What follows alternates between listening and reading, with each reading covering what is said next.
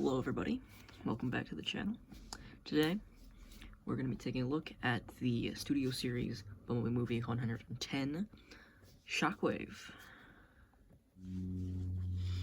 Going through Shockwave's accessories, first off, we have the tube. It's a rubber tube, nothing really special, just a little bit of details here and there. So, just plugs into this port here on the back. Just stick it in there. Next up, you have the cannon. I mean, it's a cannon. I have not much to say. I mean, the gunmetal's pretty nice paint, I'll say. It sticks on pretty well. But what you want to do is gonna take this port here from the tube, stick it into this hole here, just pop in like that. Then then in here, if you can look in here, there's a small tab right there. It's gonna tab into here. So just gonna line everything up and make sure everything's nice and straight.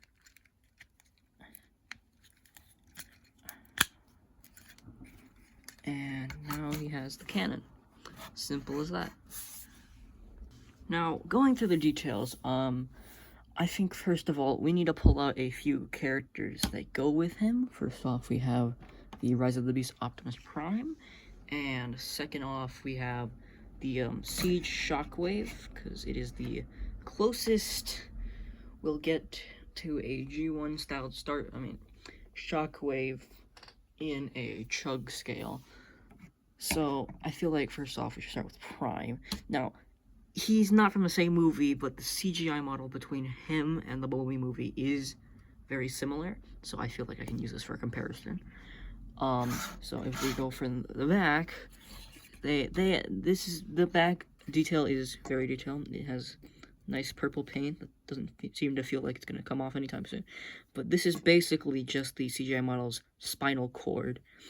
And then if we very specifically just go to the feet, you notice two-toed style with the piston in the middle. That is basically a direct carryover from Prime, but it is not the same part on the figure. Yeah. But overall, yeah, you can tell where they reused parts mostly, but most of it is pretty much new. Everything on the actual figure is new and not reused from the actual toys. But I mean, if we compare it to the Siege model, the Siege figure, they got the head very nicely done with a little eyebrow for anger, you know, just how it usually is. Arm cannon's been thickened up a little bit. That's why not. Kept the tube though. The tube is cool. Tube is very cool to keep around. The feet, I mean, the whole leg is just nice and chunky. That's what you like to see. Now, this though, that is not accurate to the CGI model. I'll just move him out of the way real quick. He has, very nice paint, I'll say. The gunmetal looks very nice, and every little painted purple bit matches up pretty well. There's also these hidden touches of bronze in specifically the arms. And if you look to the side, a little bit more of gunmetal, but also a hidden Autobot symbol, which everyone seems to speculate is because of the Prime, of him being a reuse of the Prime CGI model. But I don't know, it looks a little different, so it could be, could not be. It depends on what you think. But the head, I like the head. It's a very nice wide head. Light piping, don't even ask about it. It kind of just sucks. The chest I love. This is an insert piece, not just the whole chest being clear. Love that fact. And the purple for the chest is super vibrant. I love that. That's very good. There's a slight bit of dry brushing, weathering the chest here. It's sporadic enough where I feel like it's pretty good, but at the same time, you can tell where they had limitations. Because some here on the shoulder, a little bit there. A little bit on the thighs, which are inaccurate thighs. They should be a little thicker, and also be white instead of just being dark gray, instead of being this gunmetal gray. And then maybe then you can put the dry brushing on top, and then you can kind of see it. But like, I mean, it works, and that's pretty much it for the dry brushing. But he's pretty accurate. Side profile, there's a little bit more purple paint there, which is really good. Like, you can't really tell he transforms, but he does transform, which is really cool. I mean, yeah, he's a little accurate fella. Looks good. Next is G1 counterpart, I'll say. Yeah, that's about it for details. Articulation for a dude who's missing a bicep swivel is actually pretty good. So, waist rotation, he could do a full 360 right there. Legs could go this far in the front, this far in the back. He has some knees to get him in like a kneeling pose. Ankle tilts right here. Those ankle tilts are kinda Arms can do a full 360. Head can't move that well, but hey, I do know a way you could make him look a bit more down. So open this chest up a bit, have his head look down, and if it doesn't fully close, then you got some down movement, which is really cool. Little useless arm part right here. That useless little arm part's also on the gun arm, but it doesn't look cool. In fact, I think it looks pretty stupid, so I'm not gonna bother with it. But I think that's about it for articulation. Oh wait, no, hold up. There's these little leg pieces as well that are kind of useless, but hey, maybe you could get it into a useful position if you use these. So to prove a point that Shockwave from the Bumblebee movie is a big Voyager, I got myself a few leaders and 2 Voyagers. So first Voyager, Legacy Vector Prime, who's pretty big. Shockwave still towers over him. Then next up we got Siege Magnus, who is taller than Shockwave, but only by a little bit. If you were to get rid of his armor, he would definitely be smaller. Next up we got Armada Megatron from Legacy, who is, I think, a small bit bigger, just a little bit. Then we got the leader of the Decepticons, Concept Art Megatron, who is for sure taller than him, but only by a little bit, which is crazy considering that this is only 35 and this is like 60. Then last up, we have a really big figure, YOLO Park Scourge, who I have to adjust my camera for, Jesus Christ. And yeah, that's a big difference. Then we have another Siege figure, and that is Siege Shockwave. Really good figure, by the way, if you can find him for a good price. But here he is compared to the Bumblebee movie one, and wow, that's a huge difference. Then to keep up with purple, we got Legacy Galvatron, who is, I think, a bit smaller than Shockwave by a little bit. Going through some size comparisons, I feel like first off, we should start off with the man himself, Studio Series number 102, Optimus Prime. The best Voyager class figure at the moment, as according to most people, Legacy Evolution Bludgeon. The Terracons minus Freezer and Novocaine, because they are annoying to move around. We have Nightbird, Battletrap, and the leader himself, Scourge. Here he is with, personally, one of my favorite trios, Leadfoot, Roadbuster, and Topspin. All of them have the DNA kit, which shows that Topspin is a little bit taller. I'm just saying, they're pretty cool. A newer figure that I'm pretty sure most people have, Nest B or Off-Road B, depending on which deco you own, it doesn't matter, it's the same figure. Here he is with, personally, the better Seeker mold out of the Chug style, the Siege Thundercracker. Perfect figure in my opinion. He's simply immaculate. Speaking of Thundercracker, here he is with Studio Series 09, Dark of the Moon Thundercracker. I love this. I love this figure. He's such an amazing figure. I'll say, but like, my God, does it show how big this guy is? It really does. Here he is with, again, Thundercracker, except now it's the Bumblebee movie version. Here he is with the addition of Bumblebee movie Skywar. And here he is with Skywar, for real this time, but seriously, he's really good. He's really good. I feel like he's one of my favorite of the deco now. But I know people are giving Skywarp a lot of hate for his gray color, and you really can't blame the Hasbro for this one. This is more on the actual movie itself.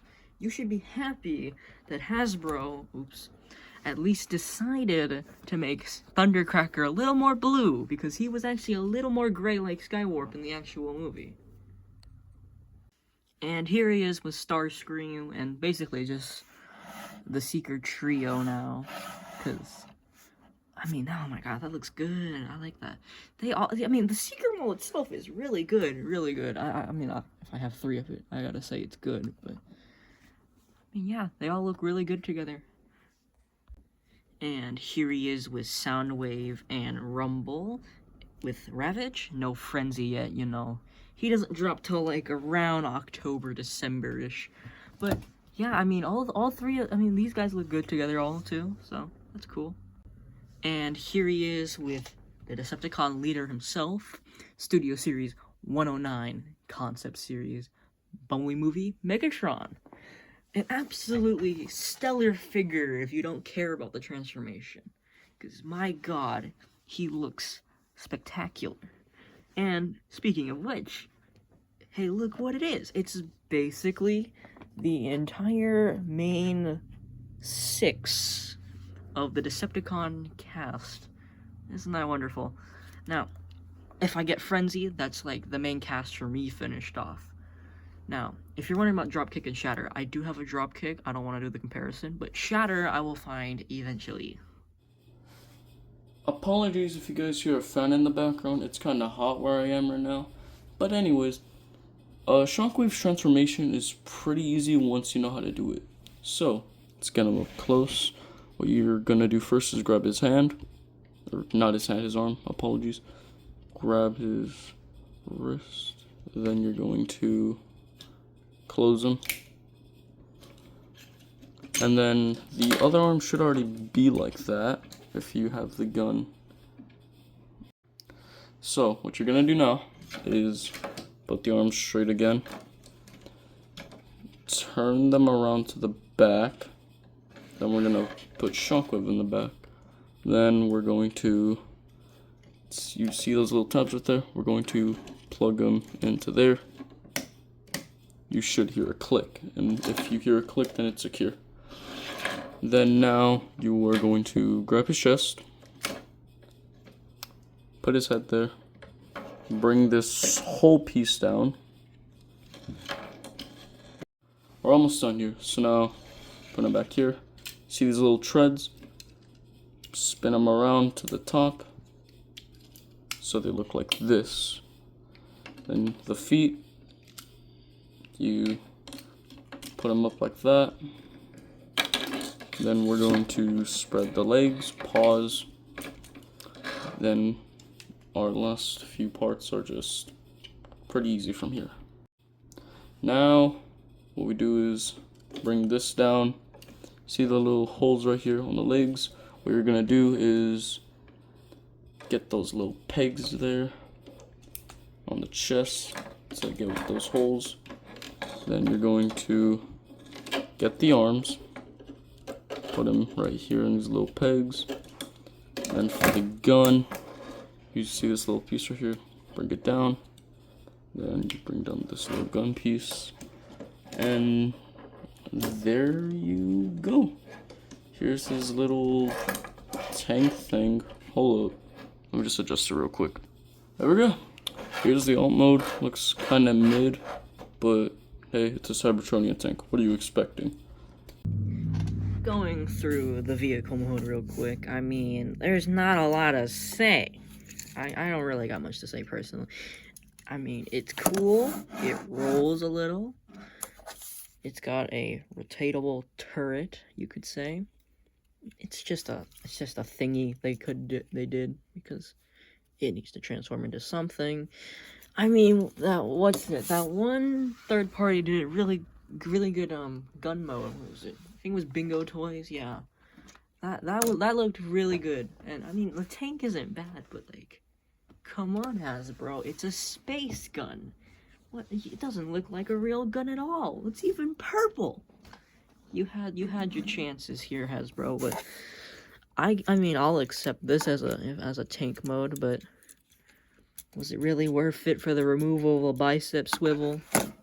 Was it really worth the removal of a bicep swivel? Yeah, I don't know about that. That's one of the things that makes me feel a little more weak-sided about this guy. It's just kind of a thing, and I don't really like the fact that it's just a thing. So, here are my final thoughts on Studio Series 1010 Shockwave from the Bumblebee movie. He's really good, just get him.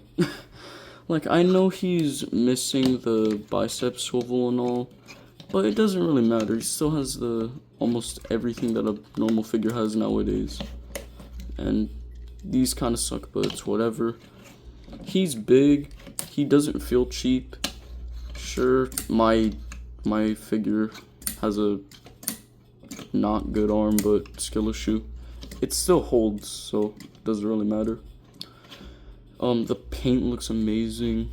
The details, everything about it is just good.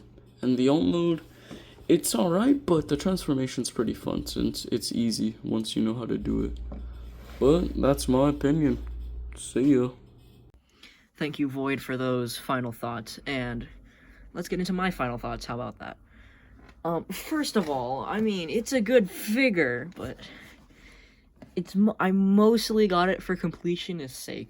If you want to, like, get him by himself, I mean, he's fine, but if you got $30 to spend on a Voyager, you go for this mold. This mold is really good. It's good posability, good quality, usually, good transformation, good alt mode. I mean, it's good enough for most people, but even then, you could go for Soundwave because he may have a worse alt mode, but I don't know, his posability, it's still a little bit better than Shockwave here, but I mean, I can recommend him. I'll say he's a solid little dude. Paints a little thing. Now that I finished this though, now I can finally get some work in on this guy because, my God, those thighs are so in need of paint. But yeah, I mean, I can recommend him if you can find him. I do like him, but I don't like him to the point where I would say buy him over a lot of other figures. Again, Seeker Mold for this movie, from Bumblebee movie, is just a much better figure overall. But yeah, I mean, if you want to go for him, totally. Anyways, thanks for watching, guys. Thank you to Void for the collaboration on this video. I'll see you guys next time. Thanks for watching.